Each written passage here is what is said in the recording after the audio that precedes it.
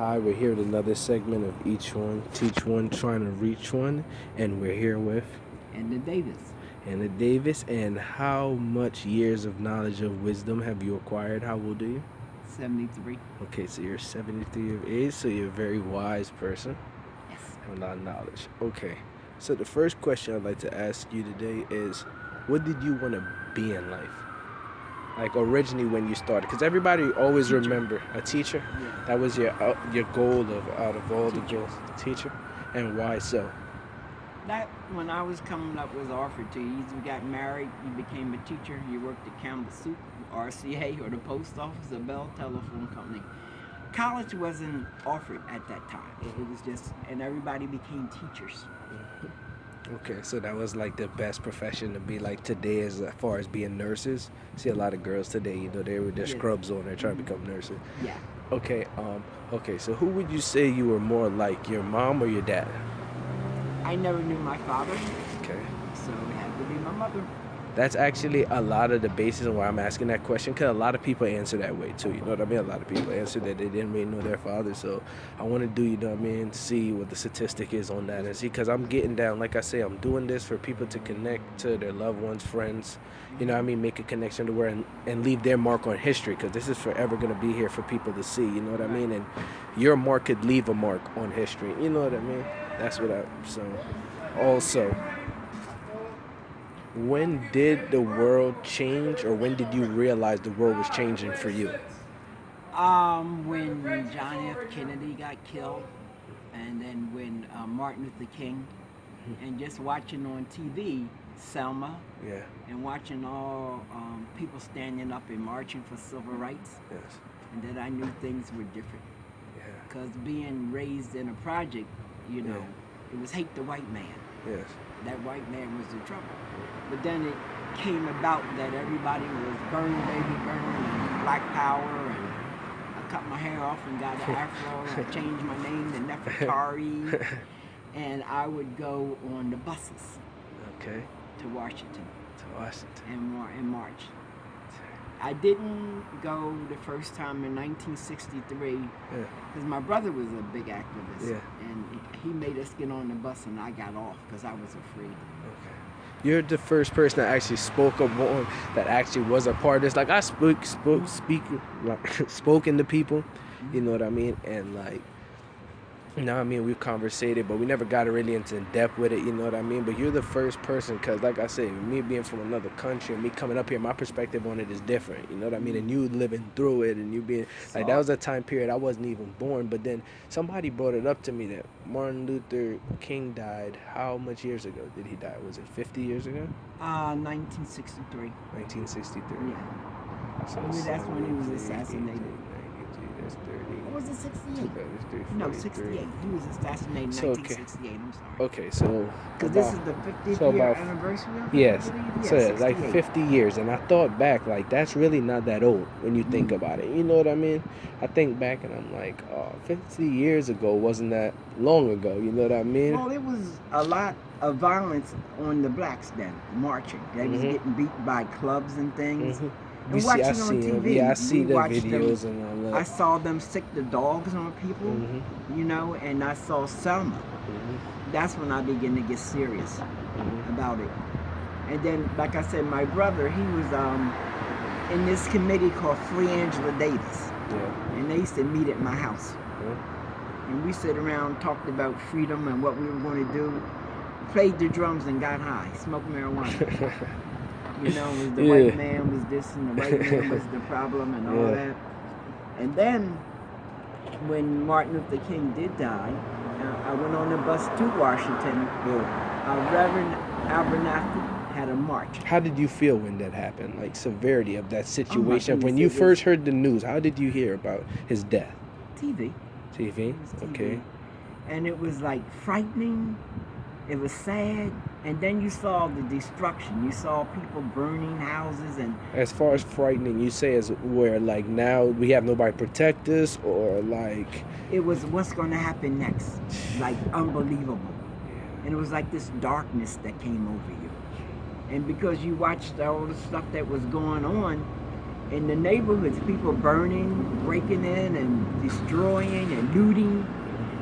were told to put red tie on our porch, the tie red around it. A red scarf or something around it, so that they would know black people lived here. So if you didn't have that red scarf, they was vandalizing your house? That's what we were told. So everybody was putting red scarves or red, black, and green scarves on their property. You know, it didn't happen, but that's what we were told. Okay, but I'm saying in other places at that time, the other cities like Detroit and stuff, I believe that stuff was happening. There were people doing this and vandalizing and destroying. And they were told they would put a red, black, and green scarves and let them know they were black. Okay. You know, but they did it like, we saw all this on TV. Okay. What's your, like, horrible. What's your most favorite time period? Like, if you had a time period to pick to say your best time period, it could be a child, it could be whenever, it could be any age of it. Around that time? Yeah, because you know what happened? In 1968, I did get on the bus and I did go down. And at that time, they had what they called the Poor People's March. And that's when the people from the South came up and they made camp around the pool. They stayed there for about a month. And I got a chance to talk to people from the South. And what blew my mind is that I saw just as many white people there as it was black. And I was like, wow. Fighting for the rights of black people. It changed my whole outlook. See, because people don't have perspective until they see it or they actually be there, you know what I mean? Like, you know, just hearing, like nowadays we got a better chance because we got social media in every corner, so we actually kind of get a better understanding to see. Before, you guys would hear it, or if you don't hear word of mouth, you couldn't actually believe it, but you actually going and seeing it, it was mind-blowing. And it changed my whole outlet because I didn't really like the hatred anyway. Deep inside it of me, always felt not right there. I didn't want to be like that. I didn't, you know. I just went along to get along because that's what we did in the hood. But I didn't feel that way. But when I saw that, I said, my goodness. And the whole atmosphere was a different, peaceful atmosphere. And it changed my whole outlook. That's good. How you done that? All righty. Okay. And that so was a good time for what me. would you say is your worth? Your worth? My worth? I'm worth very much because I went back to school and I started working for the Board of Education. And during the month of February, I do a Black History exhibit. Okay, that's that good. has over 200 artifacts in it. That's good. So my point is that royalty, we come from royalty. And why would we do to one another what's been done to us? So, because there was a lot of bullying, kids making fun of one another, and kids not knowing their history. So, but the violence, the black on black violence got real bad. But it's like, you know, like the Willie Lynch letter, and now you can't even blame that as an excuse, but it's all psychology, you know what I mean? It's the mentality that's been passed down to generation, you know what I mean? Like, to the plantations and you know taught them how to, taught us, you know, old, young, light-skinned, dark-skinned, to deviate between themselves, to hate, to form hatreds off of differences. That's why I told you, differences really make people fear. And then a lot of people, like even when I was coming up, if there was a light-skinned girl in the neighborhood, we just assumed that, good brother. Yeah. Yeah, we just assumed that they was something, you know, that she thought she was better than us and everything, and we treated her differently. Okay. And sometimes the girls in the neighborhood would pick on her, you know, because they were light-skinned and had straight hair, and we were dark-skinned and had woolly hair. So any regrets? Do you have any regrets? If you had one, the only regret that I have that I didn't get on the bus in 1963 to go and hear Martin Luther King's "I Have a Dream" speech. My brother and other people in the neighborhood went, but I got off the bus because I was afraid. Because you know, I was afraid. Okay, so now I give you. That's the only regret I have. Okay, now I give you this time to How you tell. doing, sweetheart? How are you? A story. You could tell your story, or you could tell a story. Because this is like I'm wrapping it up to where I give you time to speak, and you know what I mean. You could tell the story, anything you want to do. You could, like I said, you could tell your story.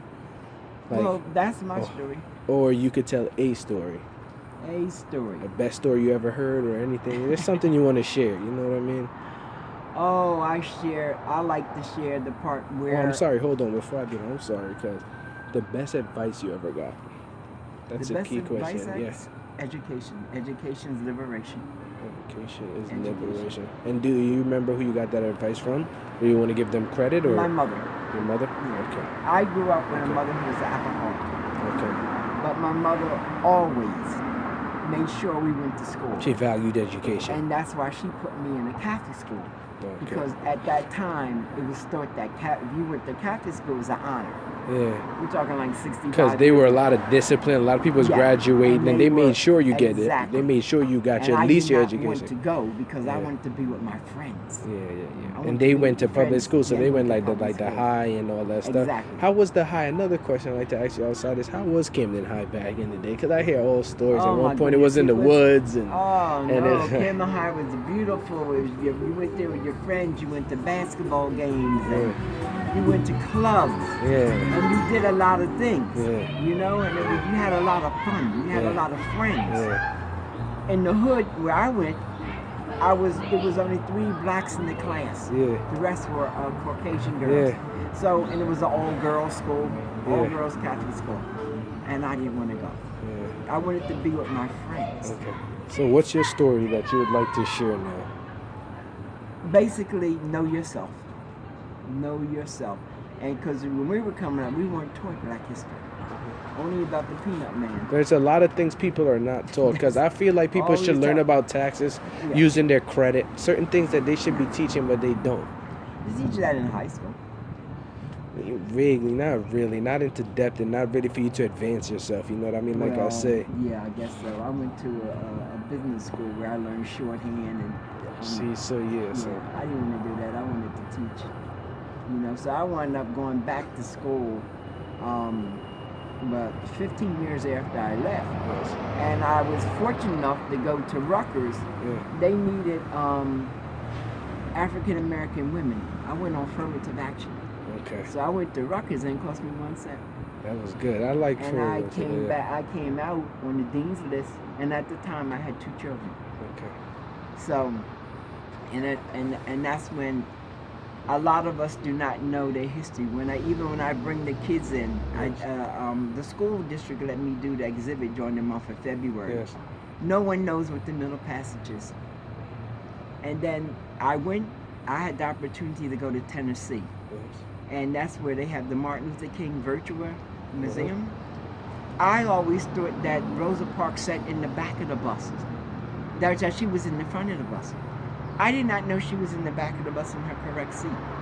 I did not know that the guy wanted 4 seats. He wanted the whole row here. I just assumed she was in the front of the bus. Yes. And so and a lot of people, when I asked the kids that question, half of them raised their hand and said, she's in the front of the bus. No, she's in the back. No, she's in the front of the bus. So to know your correct history can only be told by us.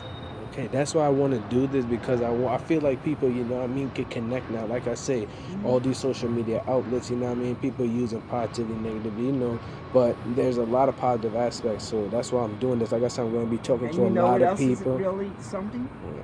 You know how we have to pledge allegiance to the flag of the United States of America? We stand up every day and did that. I asked the teachers and the students, what does the red represent? What does the blue represent? What the white represent? No one has ever gave me the correct answer. We stand up and would you like to give the world the right answer? No, you have to go. I got to tell you, you got to go look it up. Go look it up. We know what red, black, and green means. Yes. Now, we know the red, black, and green. Yeah. You know, everybody in the hood know that. Yeah. But nobody, you stand up every day and you pledge allegiance to the flag and you don't even know. And see, this is why we have to open up our minds. Yeah. We have to know the truth. We have to know our history. Because, and another question I asked the children, how many of you have had a relative or know someone who's been shot or killed? Everybody raises their hands. Back in my day, I didn't know anybody got shot or killed. That didn't happen. And so that's why it's important to teach them not to do with each other what was done to us. Okay. And that's my whole point of the Black history. Stop the black on black violence, and also for them to get a good education. And understand the royalty runs in their blood. They know their history from the cotton fields. They don't know about the pharaohs. They don't know about Egypt. You know, So they we don't will know all those definitely. things. Okay, so thank you. This is going to be another one of Each One Teach One, and we're wrapping up here in Camden for another segment. All right, guys. Bye.